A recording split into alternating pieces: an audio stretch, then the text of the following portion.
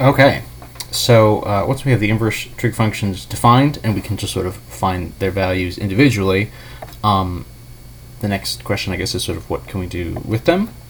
And so we're going to look at a couple different combinations of inverse trig functions. So combined with regular trig functions, non-inverse trig functions, straightforward trig functions.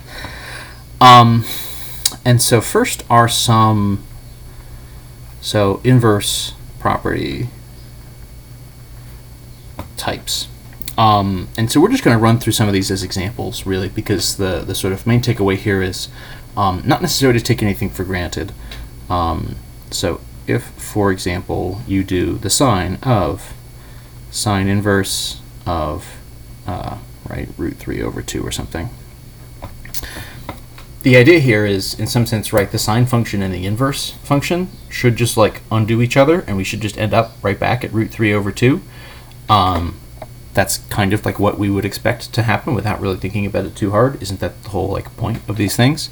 And so the response to that is sometimes they do, sometimes they don't. These restricted domains definitely affect us a little bit. So what we need to do here is essentially just sort of run through this in a more careful and deliberate way.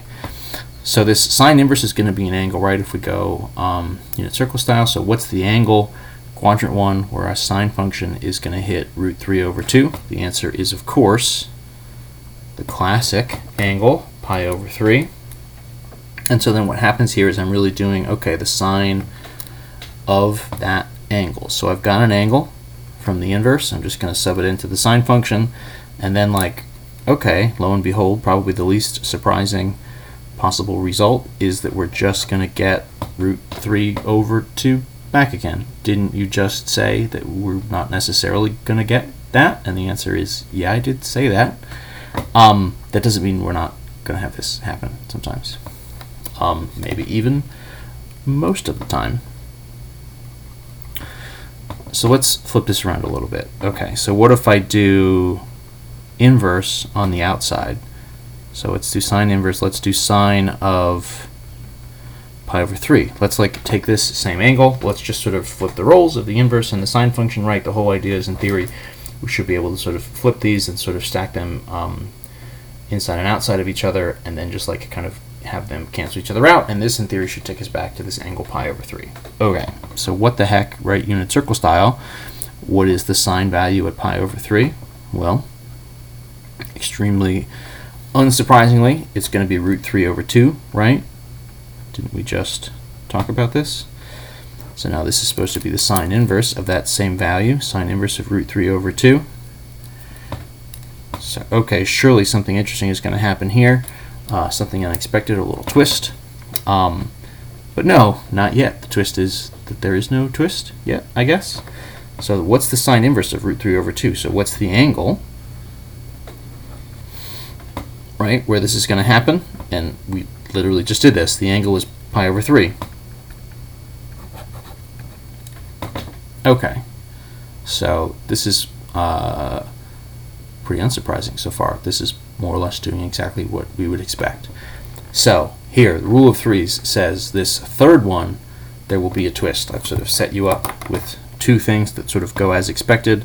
The third one is where I will do something unexpected. So let's do sine inverse. Let's do sine of 2 pi over 3. So, subtle difference. What the heck did I just change? Well, in some sense, not too much, because if we look at the unit circle, the sine of 2 pi over 3, this is going to be a positive value. What's the y coordinate? Is going to be root 3 over 2. So, okay. So this is sine inverse root 3 over 2. So are we going to go back to the angle where we started, 2 pi over 3? And the answer here is no. This is the twist, right? So we started here with a quadrant 2 angle, right? So this is quad 1, right? Quad 1. This is quad 1, so we get this positive.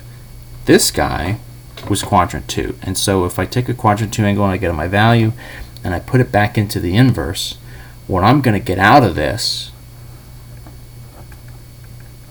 is a quadrant 1 angle, right? A positive sine inverse, it's got to be quadrant 1. So for us, this is going to be, so what's the inverse value for root 3 over 2? Well, it literally lines up with what's above it. That's going to take us back to the quadrant 1 angle, which was pi over 3. So there's a little bit of a subtle change here, right? If this is sort of outside of the scope of our inverse, it's going to get kind of morphed and sort of, stolen back into our like standard span, right? This sort of positive and negative versions of quadrant 1 and quadrant 4. So we end up back here, pi over 3. This kind of thing is going to be true for cosine and tangent as well. So if we do different versions of these problems, you're going to sort of see different things. Again, the sort of short version of, well, what do you need to do to solve these questions is just kind of go slow. Do the inside part first, just get your value, stick to your definitions for the inverse values, and go from there. So some of the setups just reverse, right, without issue, but not every time. You have to be very careful. So the next thing is, let's do combos with other trig functions.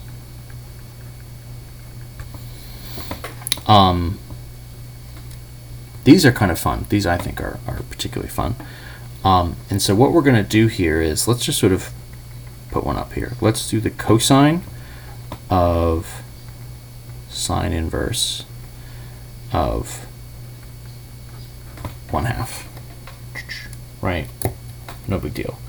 So this is supposed to be, okay, sine inverse 1/2. That's supposed to be an angle, right?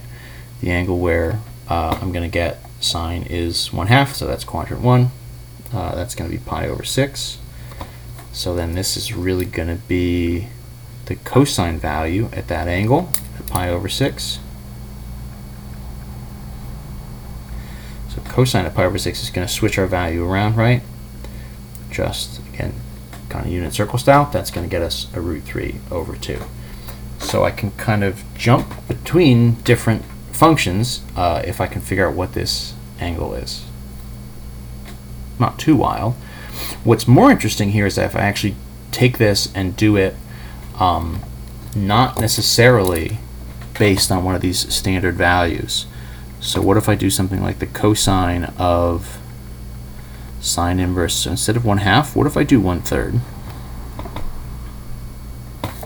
So that's not a unit circle value, right? So this is going to be an angle, but this is not on the unit circle. It's some angle, right? I mean, it exists. It's not impossible, but we just don't really quite know what it is. And so what we need to do is go back to sort of our visualizations. Let's like draw a little triangle and figure out what we're working with here.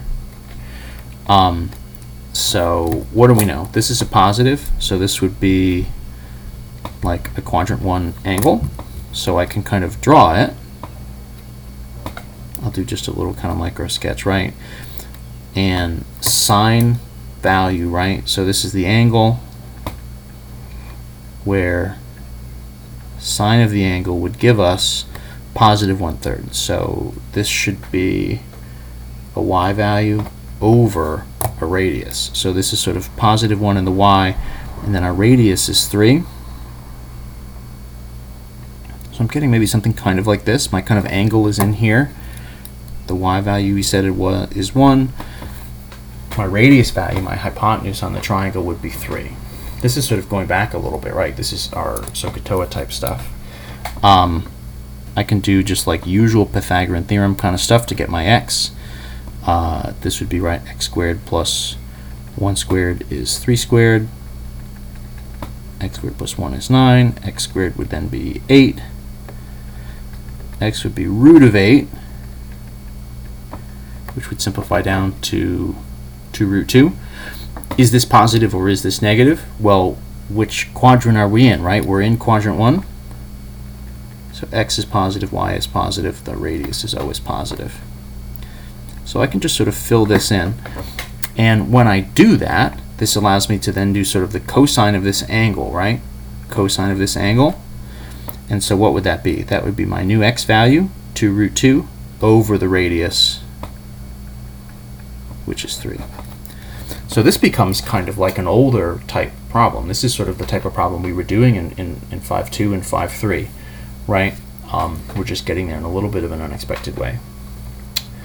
I'm going to tempt fate for no really good reason, and I'm going to squeeze one more of these just down here into the bottom, because I'd like to do one where we're working with a negative and a different function. Let's do like secant of tangent inverse of like negative 2/3. And I'll maybe have to talk through this a little bit more than I write. So this is our angle. It's a negative, right, for tangent, so that's got to be quadrant 4. So if I draw a little sketch,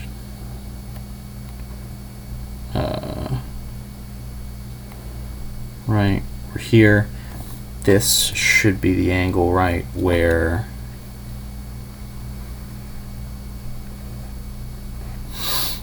so our angle is down here. I'll just sort of draw this generically.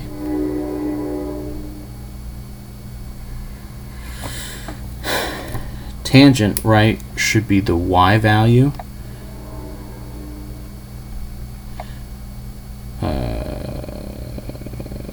Negative 2/3. So this should be, right, negative 2/3.